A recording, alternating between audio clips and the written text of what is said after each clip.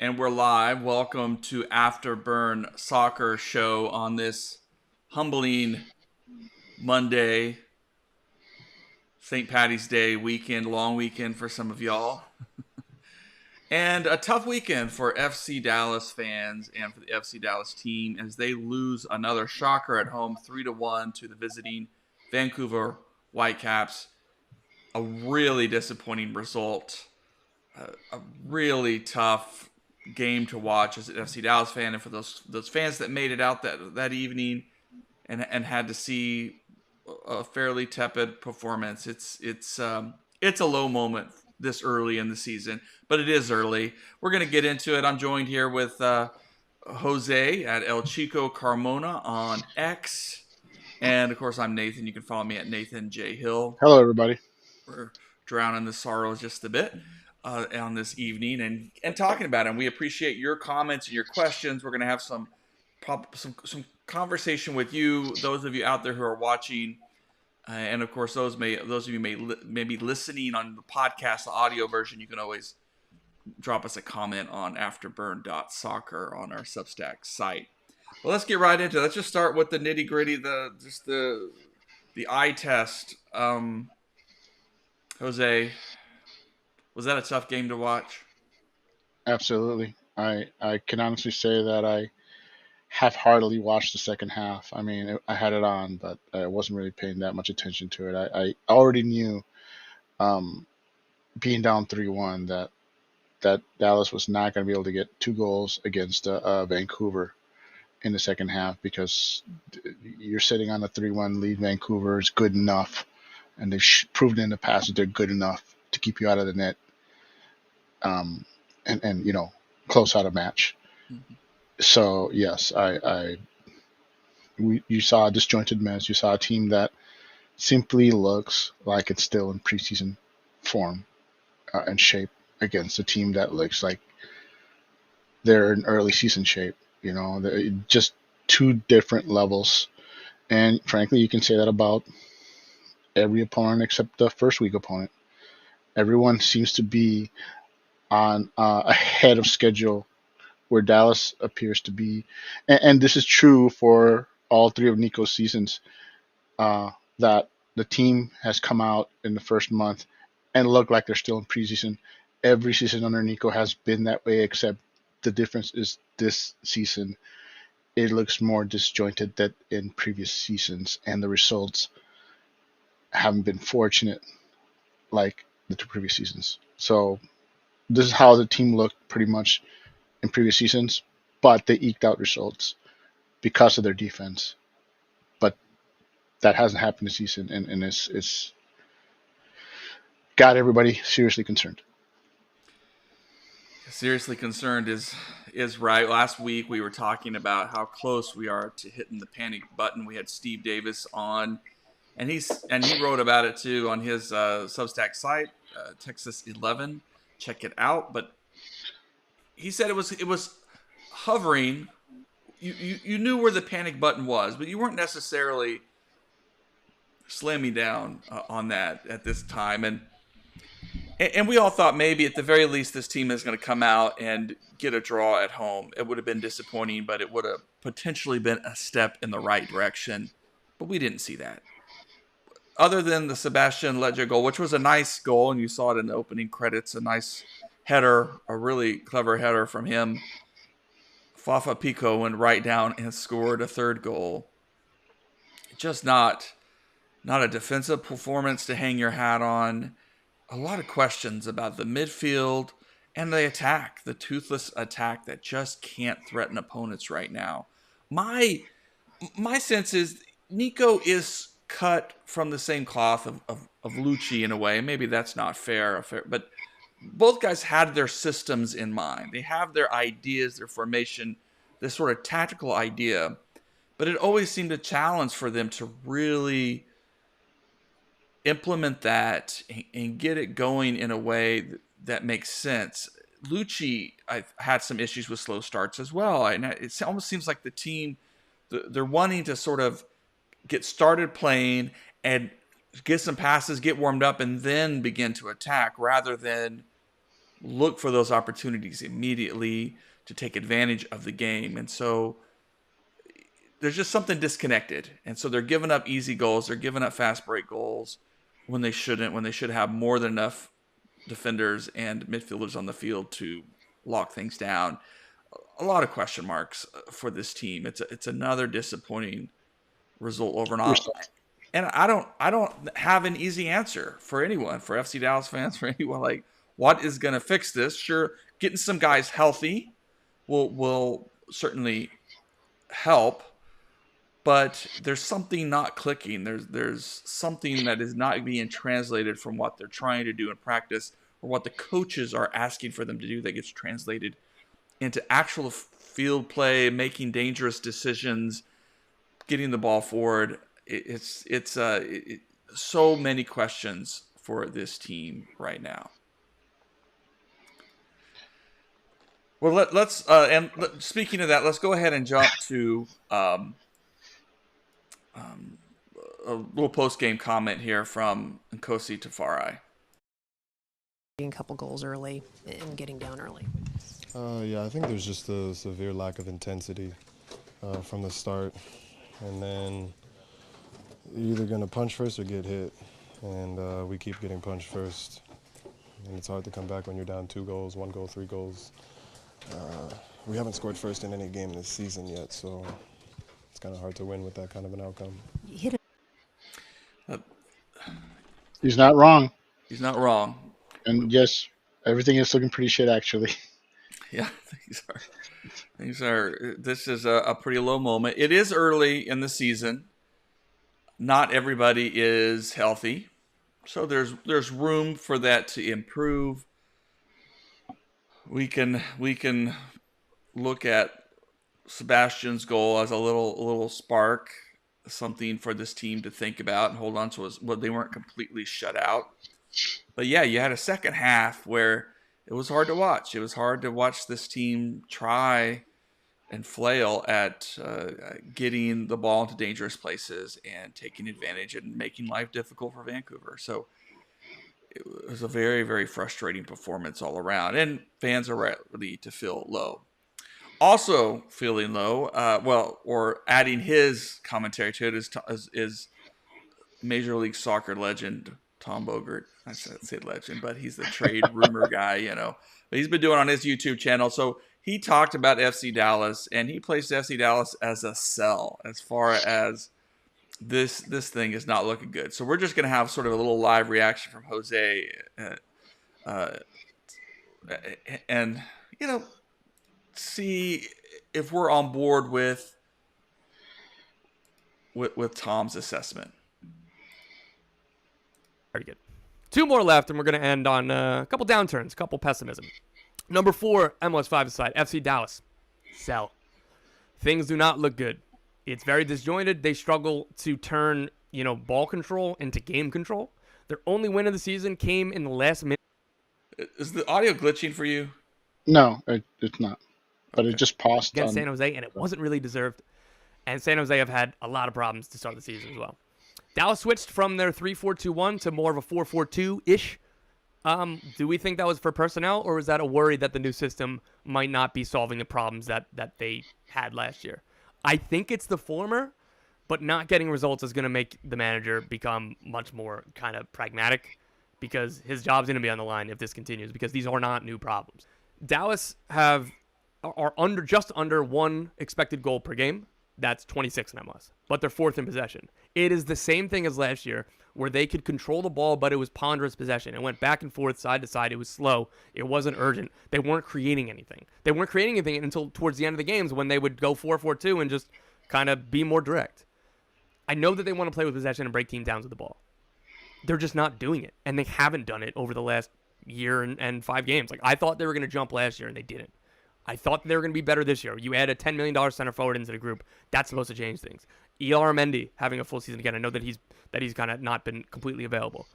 These are issues that are not new, and these are absolute red flags.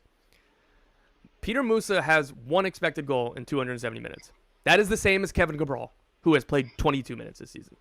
That is slightly better than Charlotte FC center back Adilson Malanda. This is a $10 million center forward. I think that Peter Musa is going to come good.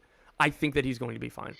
What I'm very worried about is chance creation for Peter Musa. It's similar to the Hugo Kuipers discussion that was bigger last week before he scored his first goal. Like, these players need service. All forwards need service. He's not getting it. They're not creating enough for him. And that's going to be the problem. And until they prove otherwise, there is a way bigger sample size that this is who FC Dallas are than this optimistic view we hope that they could be. All right, well, reaction. Well, you know, I agree with some of the stuff he's saying, but not all of it. I mean, it's easy to pick FC Dallas faults right now with the injuries that are simply hitting this team. Injuries that we were frankly all concerned because we saw this last season, except those injuries hit right around the middle of the season, not right off the bat when the team's trying to, you know, get together and get on the same page and implement this new system. So I think we're low lying fruit, you know, and Bogart's simply saying, yeah, you know, there's no cure in sight, and because they're not playing this weekend, he's going to be right for, you know, correct for another week or so. So yeah, and it's going to be easy to get the over pessimistic FC Dallas fan base on board with those comments too. So he's saying basically what a lot of people are thinking. But I disagree. I mean, we saw this last year with this team when it had all the injuries. Eventually, Nico turned it around, and even though the team wasn't winning, they were also not losing, and they went on an incredible run at the end of the season. And even if people don't agree, there's an incredible run. It was an incredible run for a team that had looked really bad for you know, up until the middle of the season. So I agree that it is disjointed. I've already said that this team has looked this way under Nico at the start of every season. The only difference is that their opponents this season have not looked as disjointed as Dallas has, where in the last seasons they were. So we have to start questioning his insistence of taking the team to Spain for training camp, and maybe he should just stay home and focus on getting everybody on the same page here, because it's not working. They're not coming back from Spain playing better, looking better. They're coming back like a team that still needs another month or two of preseason. So that's my take on that. He's mostly right, but Nico does have a history of turning things around, and I think this team will. The question is, how long are we going to suffer? They're not alone in Major League Soccer too. New England Revolution, really disappointing start to the season for them. Austin is not in a great place. A lot of teams that are just still figuring things out. So it's not unusual for a team to be going through a slower start. Some really good teams are struggling. Not everyone's like an Inter Miami right now. But yeah, what I agree with about Tom is just that the service has been really poor. You have two legitimate strikers now. Those guys, you need to be able to find a way to get them where they are clicking and they are making teams very, very afraid. I haven't seen that yet. Maybe you point to Paul Areola's slow start. Bernard Kamungo has looked definitely like he's experiencing his sophomore adjustment, his sophomore slump, because teams are going to have more tape on him now and try to watch him. But I think he's also not necessarily been asked to do things that are in his wheelhouse.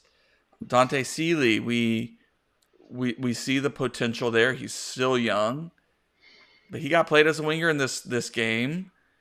Didn't look particularly great at moments. Our midfield,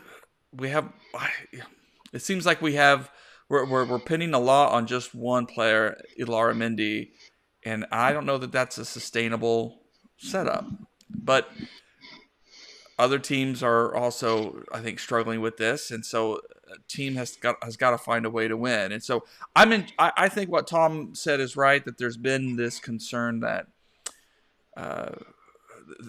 they want to control possession, but sometimes it's not working, and you need to have that backup plan. You need to hoof the ball up the field. You need to try to win the ball in good spots and attack quickly and create havoc and create opportunities. So there's work to be done for this team to figure out that balance. And for Nico maybe to say, hey, I have this vision, but, and I think Lucci had to figure this out too. Sometimes my vision isn't what's going to help us get through the next few games or get something going or build our confidence that we need to build to be a more effective team overall. Agreed. And let me point out that while the defense has looked horrible, there's an easy fix for that. And the easy fix to that for that is go back to the 4-3-3. Farfan is healthy now. He should be available to start. You got him, Tafare, Ibiaga, and Tomasi, and you go back to a back four, and your defensive issues would be mostly solved right there. But you'd be back to trying to figure out how to get your offense started. So I don't think so. I don't think he'll. We saw, even though we did see them switch to a four in the back in for the second half. I think that's just temporary, and I honestly think that Nico will continue with this three-man back line going forward, and he's gambling he's gambling on it. He's taking a risk. So I think you have to at least give him credit for that. I think we got to give him credit for it. He is taking a risk. He doesn't have to. He can just revert to a 4-3-3, go back to being a solidly defensive team that struggles on the attack. So I think we need to give him patience. We have patience with him, and my confidence, like I said, it's shaken, of course, but I still believe Nico can turn it around. It's just a matter of waiting. Time should fix some of the issues. Well, we'll see. We will see. If I am in that front office right now, I am taking a hard look at the options to bring in a couple more players. Although the window certainly is not closed yet in this sort of winter opening window, so they don't have to wait till the summer. I don't know what the budget situation is like. They'd have to move some guys around, but I know they had a whole slew of guys getting green cards, so there should be an opportunity for an international player or two to bring in to see what could happen. But even then, how do you bring someone that's going to make an immediate impact and is going to, I disagree, and I'll tell you why. Because he's already having trouble getting all these players that he currently has on the same page due to injuries and late arrivals and whatnot. Adding another player is simply going to add to that chaos. So I think I don't expect to see anyone added until the summer rolls around. I think they're going to let him roll with what he's got, let him piece this team together. Once it's gets healthier and he gets his teams where he wants it, and then reassess and then go get another player. So I think the team that you're seeing now is the team we're going to get. If there's an addition, it's going to be somebody that's already here. Someone, say a Carl Saint or someone like that. Somebody in North Texas. I don't think it's going to be someone from the outside. I think this team already has enough issues getting everybody on the same page as is. There's no need to bring in another guy that needs to learn what's happening here, even if it is in a position of need. I hear you, but I think another center back, again, can you get that person? Is there a legit someone who can be a leader and come step in and bring some skill at that back line? Maybe, but maybe not. Maybe it's wishful thinking. I'm thinking Football Manager. It would have to be an international, because nobody within MLS is going to. Everyone's going to be asking for too much. Everyone sees FC Dallas problems, and nobody's going to want to help them. Nobody's going to. If I am Team X and I have a center back that I'm willing to part with, and FC Dallas comes asking, I'm gonna ask for a lot more than than I normally would, because I know Dallas would be desperate for that player, and so I don't think it happens. I think Sonata and Hans Nim, when it comes to stuff like that, they're not going to overpay. And so unless they have somebody coming in on an international coming in, that's not going to come from within MLS. So I don't. Like I said, I am not at all expecting another addition unless it's somebody that's already out here. Well, we'll see. They have 2 weeks before the next game, so it's a time for the team to regroup, to think through some things. A few players will be away of international duty. It's time to have those hard conversations, and you could tell it from the players that they were just not satisfied at all with their performance Yeah. in this I one. also want to add to my last comments is I would also say it could also be someone that's available on a free.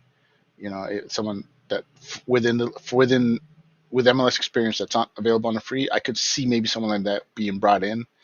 But even then, if I'm that guy's agent and Dallas wants me, I'd be trying to get as much as possible because I know they really need me. Mm-hmm. Well, I've seen some chatter about this. Is FC Dallas spending the right money in the right places, and really with a guy like Paxton Pomacall, who just he got shut down last season to have a procedure. That procedure has not gone the way they've wanted it. It's tough. It's tough. That happens to players. That happens to best players in the best leagues, where injuries are just set back the great talents. Paxton's a guy we love, but yeah, it begins to raise the question of like, is he worth the expenditure with these setbacks? From that team standpoint, that business standpoint of putting a roster together. And Those are let hard me questions. agree. Let me agree with the comment that there's too many players getting big money and starter money, and it is true, but that mostly has to do with the team bringing in players that they were confident would perform for several years, and who honestly have performed at least in their first season. Leggett performed great in his first season. Uh, so did Paul. Paxton has performed well, but now that we've seen a drop off for whatever reason, be it injury, personal, it has kind of backfired on the team at this point. Now we saw Leggett score, which gives us hope, and of course, the word is that him and Becky are going strong again. So that's a great sign for us. It's kind of sad to think that we have to depend on this man's life working out in the background for his performance to be to live up to its to what he's getting paid. But that's the truth of it. you, People dealing with emotions and stuff outside of the club. Some players can keep it off the field, others can't. Obviously, Jed is one of the guys that can't.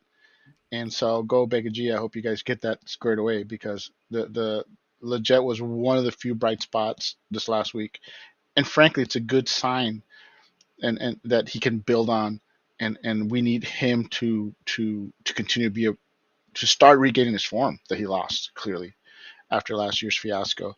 Um, and Paul is actually, regardless of what we think of him, he's been nothing but the ultimate professional for this team, playing where he's asked to play. Uh, and he's a guy who I think, whatever you have against him, he's a guy who's always going to give you 100% and then some. And so I don't think they're a waste of money, or that they're necessarily getting overpaid, provided that they start regaining their form.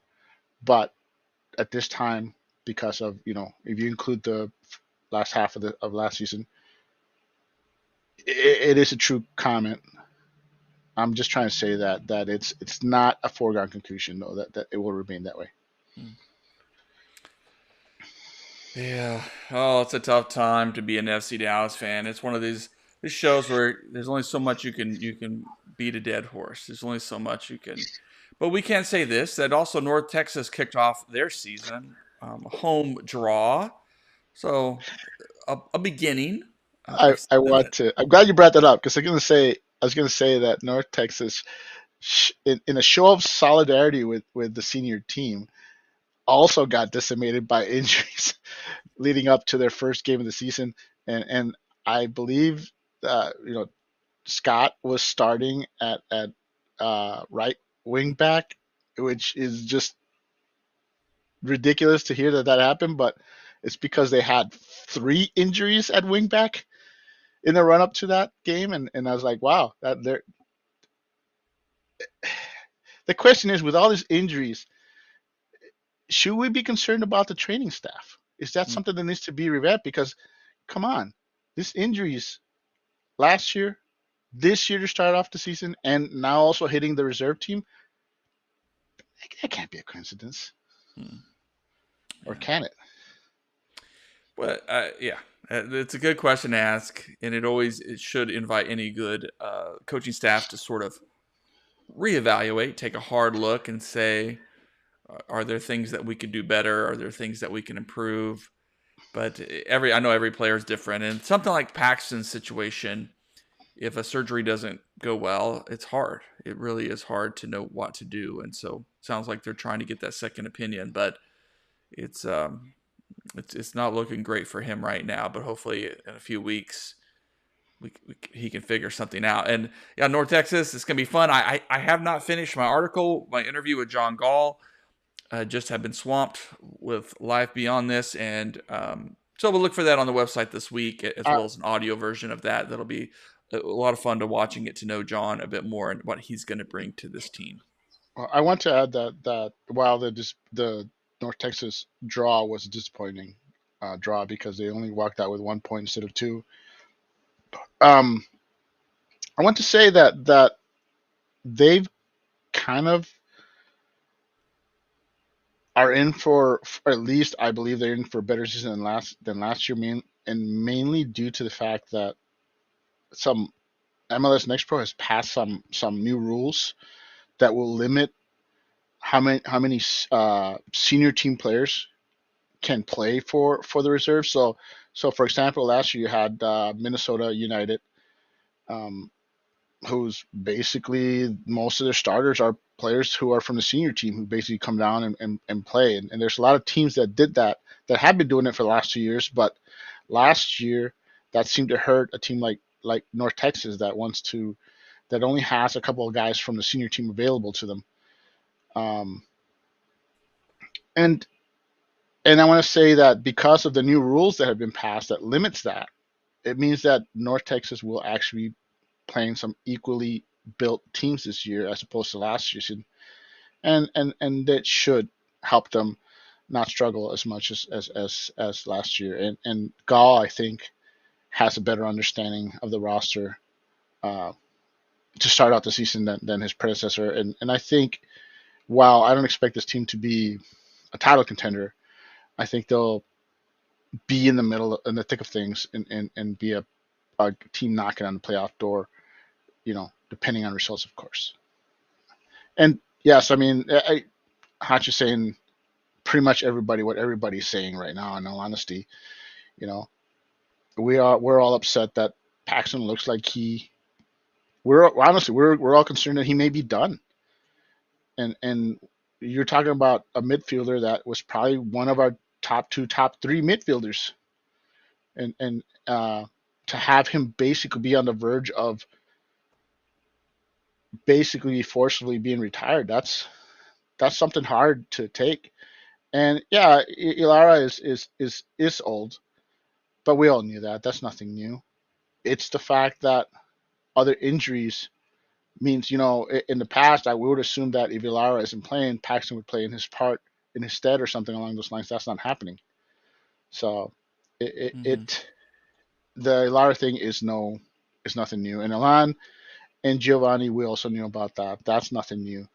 It's the other injuries that are popping up, the other things like Farrington not being available all of a sudden, stuff like that. Farfan, That's Farfan. Ibiaga, yeah. Yep. Those are the things that's really hurting this team. And like I said, it's it's going to be a real test of this team's depth. They're trying to improve their depth, but right now we're not seeing it because everybody's hurt. Well, and if there's something too that I'm sort of glad to see, although it's still early days yet, but is you want to see with MLS Next Pro returning to North Texas, is you want to see um, that becoming a viable coaching pathway to bring in fresh ideas and ideas that are a little more time tested. This is the reality to return back to Lucci and to Nico, past two head coaches for FC Dallas. They've both been their first time at this level.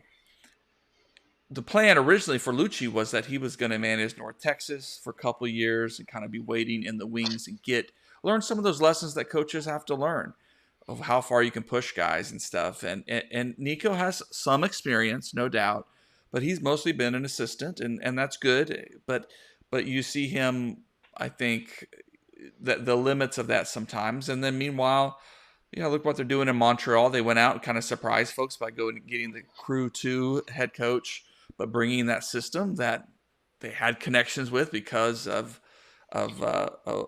Nancy's time with Montreal. But boy, he's getting some results early. It may not hold, but he already is coming in with some experience of working in a system.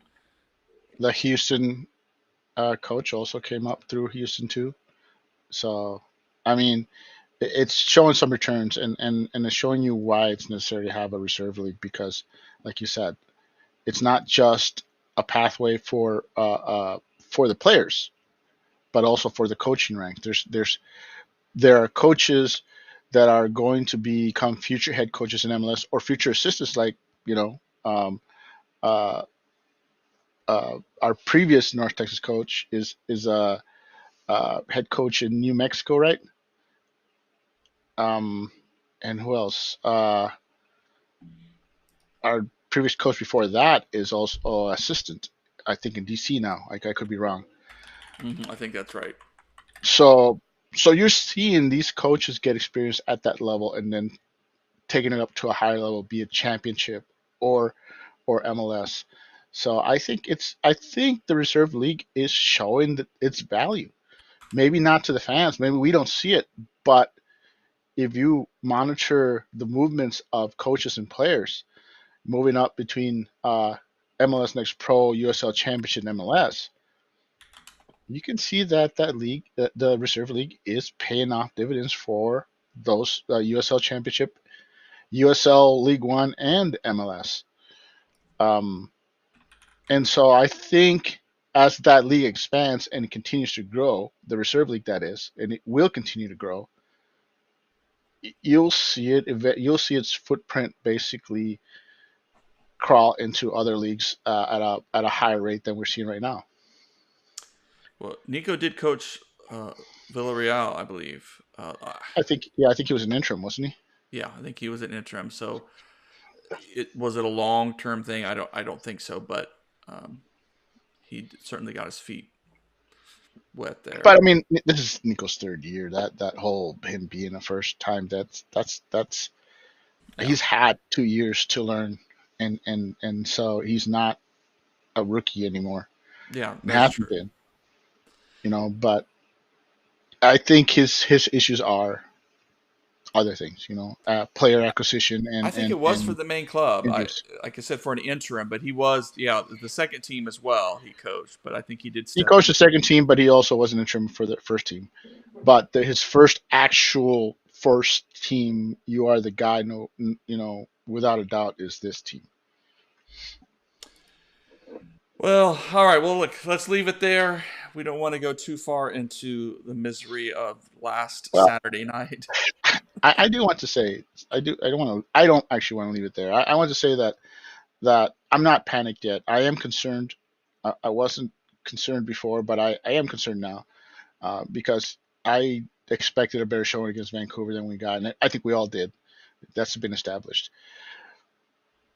And our only result is against San Jose. Well, our next opponent is Austin, a team who's been played equally bad as FC Dallas and San Jose, and therefore, even though the game's on the road, it's a team that that we have an extra week to prepare for. And I would be stunned if Nico can't find a way to walk out of there with a minimum of a point, preferably 3. It would make me feel better. And so, like I said, I'm not ready to panic. Now, if they go to Austin and get handled like they got handled by Vancouver, then I might actually officially panic. But I think it's a good team. It's a good team, a good opponent to see where this team is, because they're struggling also, and we'll be able to see if Nico is turning the ship around against them, because it'll be obvious if the team plays like they play against Vancouver and loses 3-1 against Austin, then it's official time to panic. But I don't think that's the case. And they do suck, but you have to beat teams that suck to show that you're not at their level. And I don't think FC Dallas is at their level, and I'm hoping that they prove us right. Where, again, I expect a better show against Vancouver. I expect a better showing against Austin, and I'm hoping that Nico and company will produce.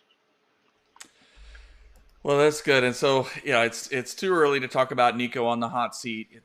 Of course, if this trend continues, we will begin to have that conversation. But we're still weeks away easily What from. one last thing? One last thing. I know you're trying to wrap up nothing, but one last thing.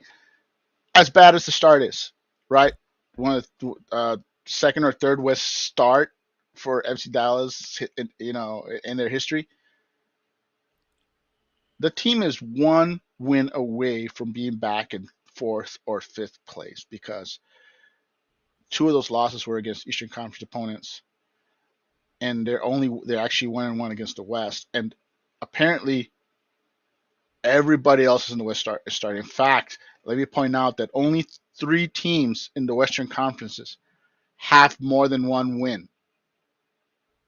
Dallas is one of the many teams in the Western Conference that have 1 win, and there are only 3 teams that have more than 1 victory at this point in the season. So 1 win against Austin, and FC Dallas is back in the middle of things.